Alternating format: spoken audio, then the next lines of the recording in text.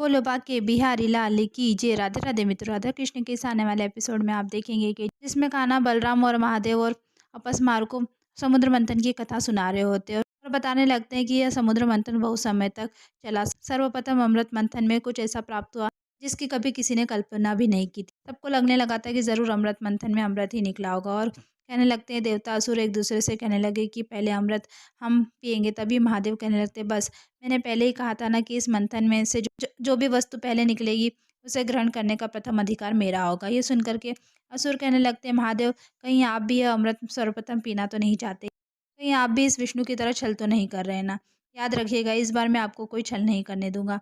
तभी आकाश में वाणी होती कि यह अमृत नहीं हलाल है और याद रहे इस हलाल की एक बूंद भी मात्र पीने से मृत्यु हो सकती है और इसके पीने के पश्चात ही अमृत कलश निकलेगा। महादेव भी नारायण से कहने लगते आराध्य, आपने इस मंथन में पहले ही बहुत बड़ा योगदान दिया है, पहले ही आपने ऊपर इस पर्वत का भार उठा करके रखा है।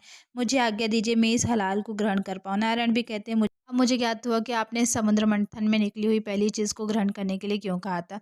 स्वर भानु बहुत बड़ा मूर्ख है जो यह कह रहा है कि आप स्वार्थी, किंतु सच तो यह है कि आपने बहुत बड़ा त्याग किया है माधव। अब आप वह त्याग करने जा रहे हैं हलाल को ग्रहण करके, यह मेरे लिए नहीं बल्कि देवताओं के लिए नहीं बल्कि पूरी सृष्टि के हित के लिए। महादेव कहने लगते हैं अब इसका परिणाम कुछ भी हो नारायण, इस संसार के हित के लिए मैं कोई भी विष पीने के लिए तत्पर हूँ।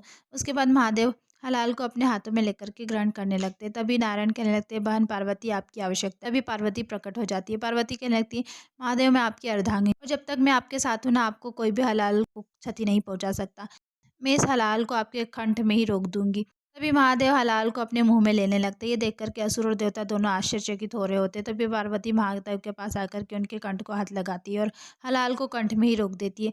देवता कहने लगते हैं धन्य हो आप महादेव, हम सभी देवता आपके अत्यंत आभारी हैं।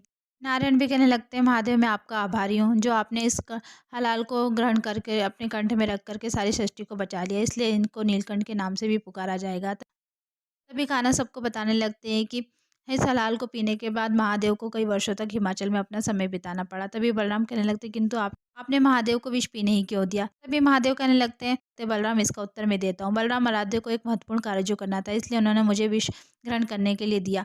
कान्हा भी कहने लगते हैं क्योंकि मुझे मोहिनी का रूप जो धारण करना था।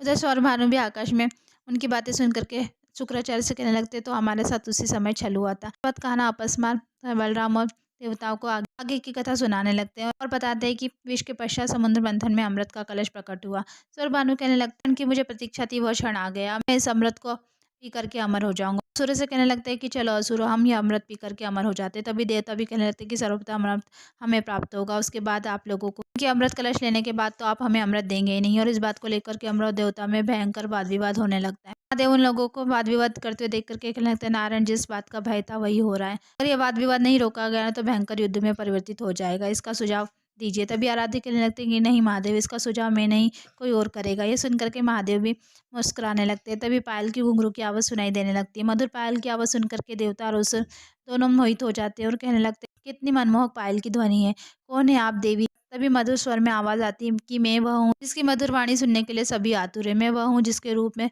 समक्ष सूर्य और चंद्रमा दोनों का तेज फीका पड़ जाता है। मैं वह जो हूँ सभी के मन को मोह लेती हूँ, मैं हूँ मोहिनी। महादेव सोचने लगते हैं नारायण यह आपका मोहिनी स्वरूप है जो देवता और असुरों के वाद विवाद पर विराम लगा सकता था। मोहिनी कहने लगती मुझे लगता है कि आप सभी इस बात को लेकर के परेशान है ना कि सर्वप्रथम अमृतपान कौन करेगा, मैं आप लोगों की इसमें सहायता कर सकती हूँ। स्वर भानु कहने लगता है तुम हमारी कैसे सहायता कर सकती। तभी मोहिनी कहने लगती है मेरा तो क्या रही है ये इस संसार में, मुझे कुछ आता है तो सबको मोह लेना और मेरा जन्म तो हुआ ही इसलिए और सबको समान रूप से बांटना ही मेरा कार्य है, चाहे वो मैं देवता हो या असुर। और स्वर भानु के पास जाकर के कहने लगती है आप तो बड़े बुद्धिमान लगते हैं, ऐसे अवसर का लाभ तो केवल एक ही बार मिलता है, तो क्या आप इसका लाभ नहीं उठाएंगे।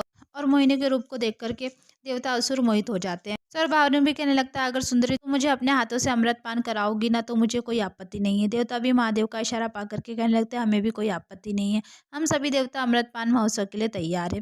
तभी मोहिनी कहने लगती तो फिर की देर किस बात की है, चलिए अमृत पान महोत्सव आरंभ करते हैं। एपिसोड यहीं खत्म होता है। आगे की अपडेट के लिए हमारे चैनल को लाइक कीजिए, सब्सक्राइब कीजिए। धन्यवाद।